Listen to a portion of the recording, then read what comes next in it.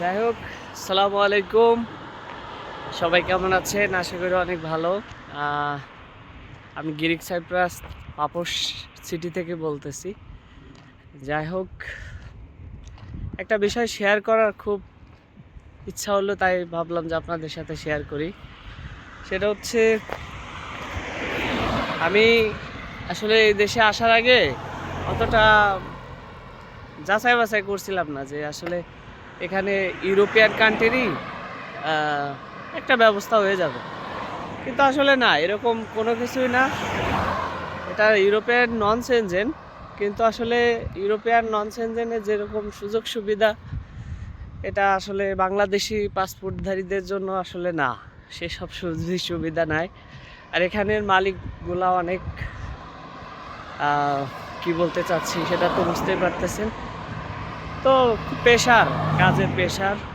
আর দ্বিতীয় কথা হচ্ছে, এখানে টিকে থাকা অনেক কষ্ট। ওদের ফুড খাইতে পারি না, ওদের খাবার দাবার মোটেও ভালো লাগে না।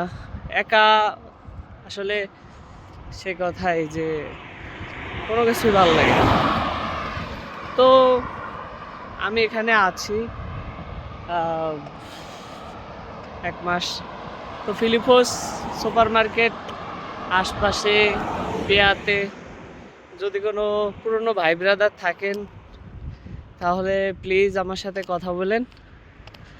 আসলে আপনাদের সাথে যদি একটু যোগাযোগ হয়, হয়তো বা আমার একটু ভালো লাগতে পারে, এই আর কি। আমি খুব একটা কষ্টের ভিতরেই আছি এখানে, জানি না কতদিন টিকে থাকতে পারবো, এই আর কি। যাই হোক, দোয়া করবেন সবাই আমার জন্য, আমার মনে আসা যেন আল্লাহ তাআলা পূরণ করে।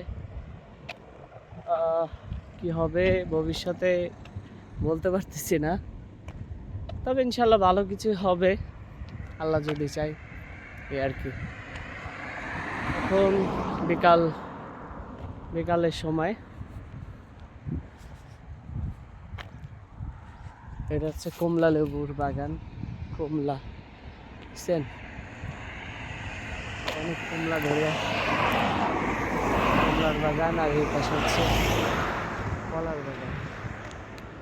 এটা হচ্ছে কলার বাগান। ওকে, যাই হোক, আমার ইন ফিউচারে কি হবে সেটা আমি জানি না। তবে গিরিক সাইপ্রাসে যারা কৃষিকাজে এবং বাসা বাড়ির গার্ডেনার বা ডোমেস্টিক ক্লিনার হিসাবে আসবেন, খুবই সাবধান। আসলে এখানকার মালিকরা অতটা ভালো না, এক কথায় ভালো না। ঠিক আছে, তো ঠিক আছে, ভালো থাকেন, সুস্থ থাকেন, আমার জন্য দোয়া করেন। গ্রিক সাইপ্রাস আসলে দেশটা দ্বীপ রাষ্ট্র, তো এখান থেকে বাই রোডে কোথাও যাওয়া যায় না, তো এর জন্য একটু ঝামেলা। আপনাকে প্লেনে করে কোথাও যাইতে হবে। ঠিক আছে, আজকে এই পর্যন্তই। সময় ভালো হলে ইনশাল্লাহ আবার কথা হবে। ভালো থাকবেন।